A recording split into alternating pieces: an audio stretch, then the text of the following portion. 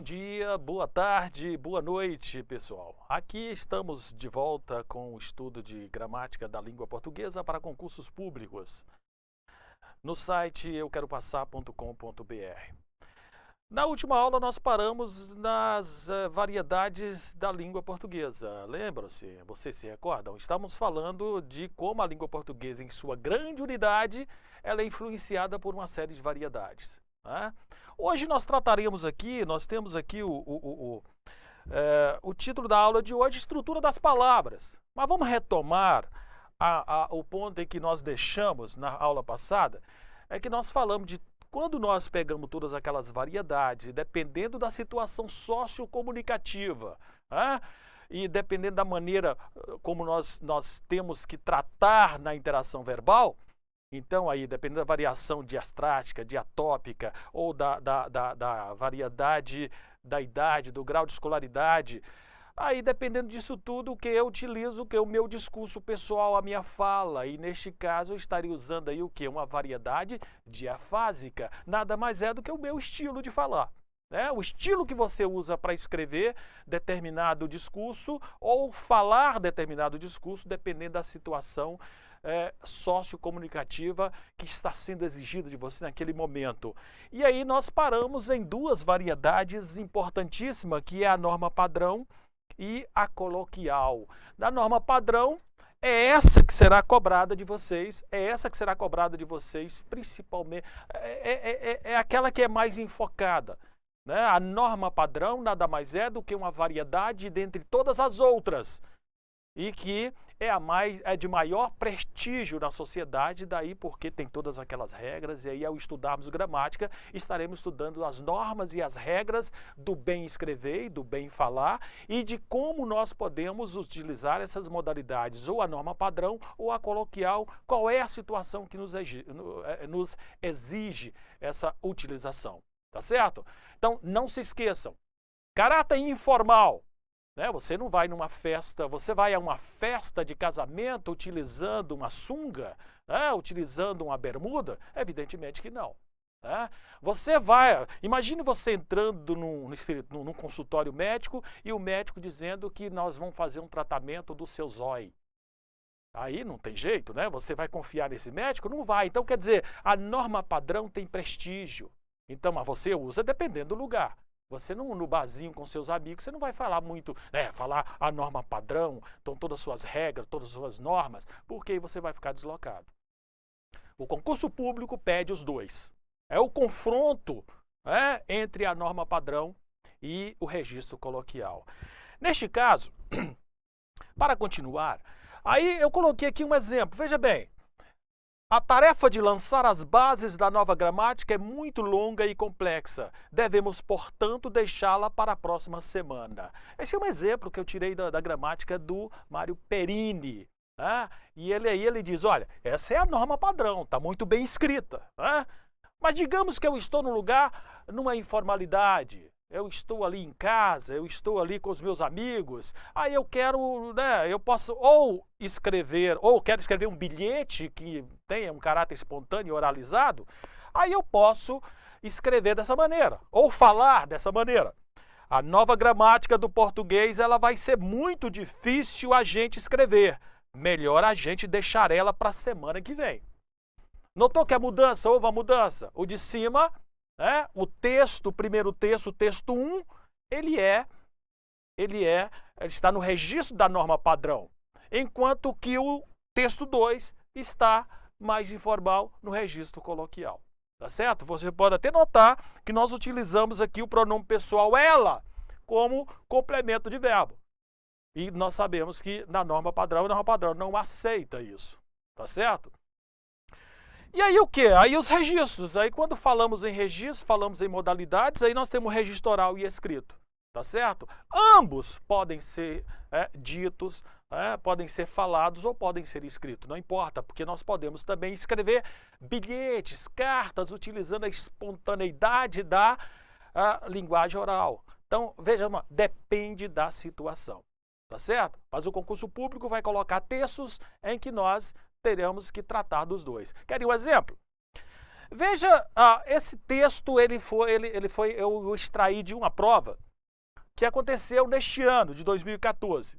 Rolezinhos surgiram com jovens da periferia e seus fãs, da Ana Crepe. Tô ligado que os polícia tão em peso e já sabem quem eu sou, diz Lucas Lima, 17. De bermuda jeans, camiseta regata branca do UFC, tênis Oakley preto, corrente no pescoço e uma réplica do relógio Invicta no pulso. Ele era um dos 3.000 jovens no shopping metrô Itaquera, no rolezinho do último sábado.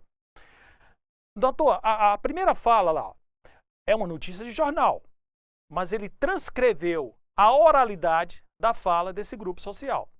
O jovem está dizendo, tô ligado que os polícias estão em peso.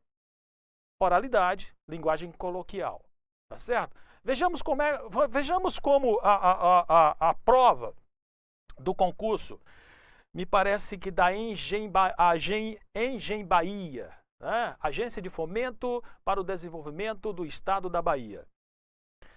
A fala do estudante, tô ligado que os polícias estão em peso e já sabem quem eu sou, no início do texto é marcada pelo registro coloquial e apresenta várias marcas desse uso da língua.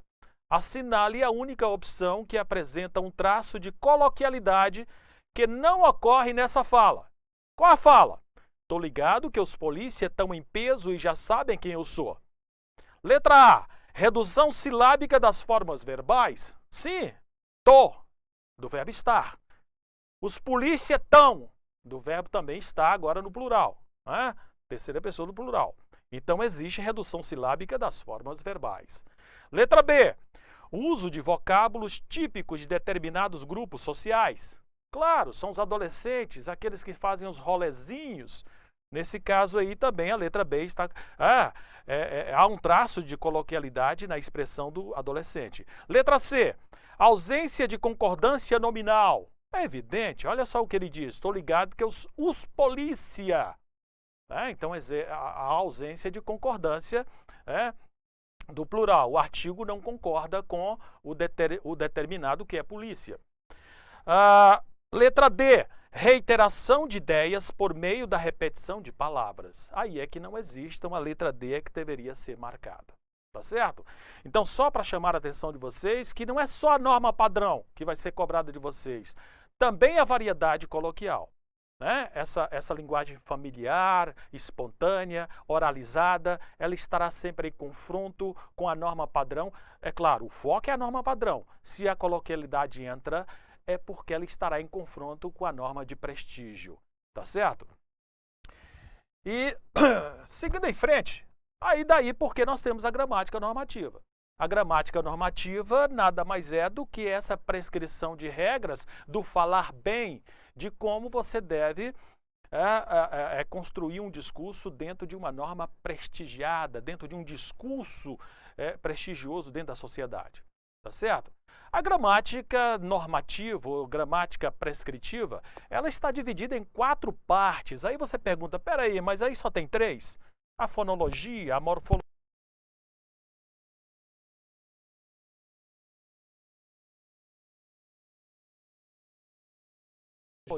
e a sintaxe. O número 4 é semântica.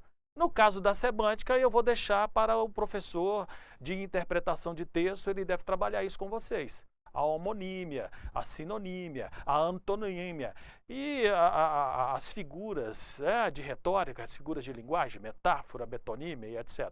E assim por diante. E o sentido das palavras, porque semântica vai tratar da significação das palavras e do efeito que elas causam, né, para a interação verbal, para se alcançar o objetivo da comunicação. Então, nesse caso, nós trabalharemos com essas 3 partes, fonologia, morfologia e sintaxe. No entanto, quero chamar a atenção de vocês. As provas, elas estão dando um enfoque muito maior à morfologia. A morfologia e a sintaxe, vocês sabem disso, tá certo?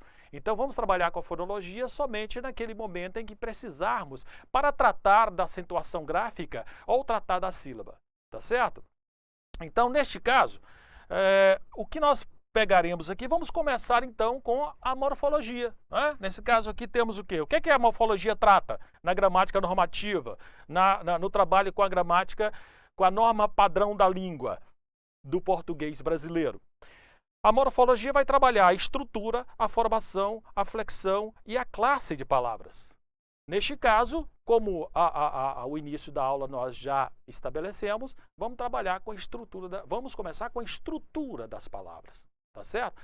Muito importante para entender o que, à medida que nós fomos caminhando aí para a interpretação, para a produção de texto, para o reconhecimento de normas, da norma padrão, tá certo? Da língua padrão.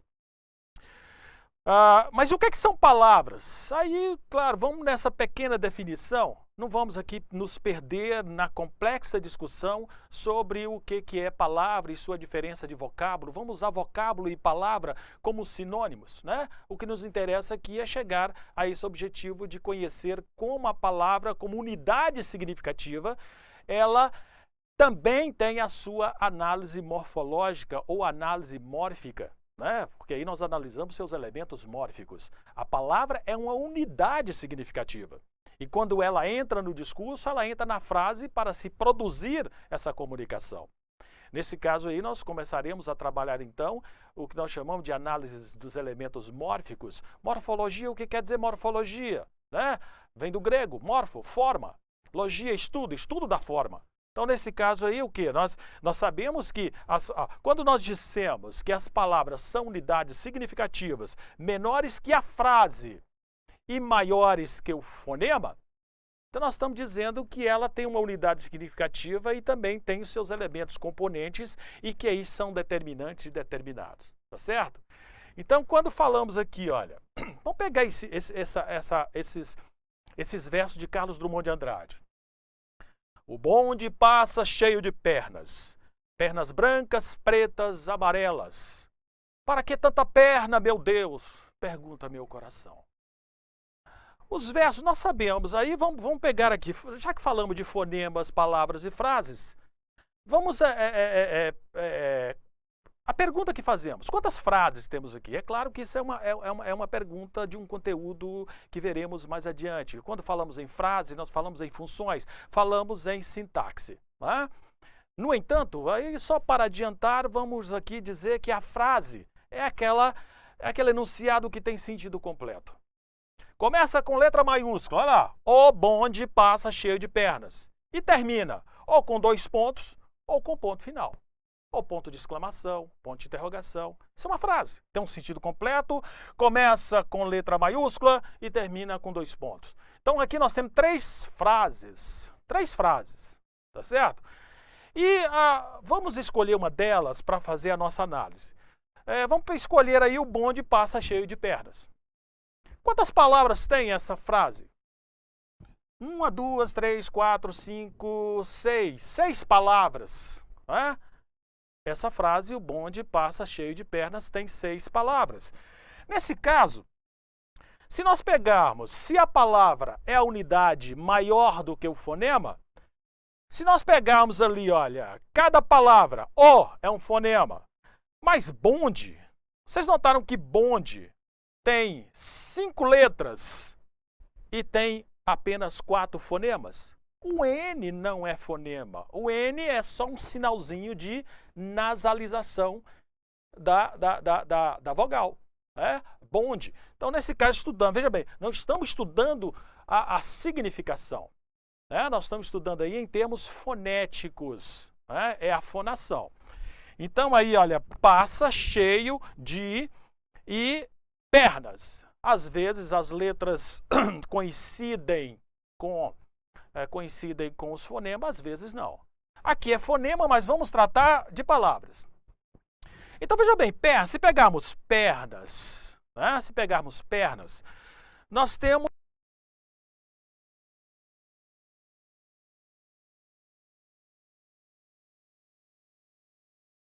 uma unidade significativa. Mas vocês notaram que sobra um S ali. Então, nesse caso, nós temos um radical. Veja, nós já estamos tratando dos elementos mórficos. Né? Então, perna, ele tem um sentido, é uma unidade significativa, porque tem um sentido completo. Perna. É diferente se eu pegar cada um desses elementos aqui, que são fonemas. Tanto que perna, ela é autônoma na língua, que ela pode formar outras palavras autônomas. Né? Nesse caso aí, nós temos pernada, perna longa, perna alta, perna de X. Ela é autônoma, ela forma novas palavras. E aí, veja bem, só que ela não é formada apenas, ela não vem com sua autonomia. Dentro dela existem os elementos mórficos. Esses elementos mórficos, né, nós chamamos de quê? Nós chamamos de morfemas. Né? Morfemas. O que são morfemas? Unidades significativas mínimas da palavra. Então lembra, quando nós estudamos a frase, nós fazemos análise sintática? Quando nós estudamos morfologia, nós fazemos análise morfológica. Nós temos que analisar, né, esses elementos que faremos na próxima aula.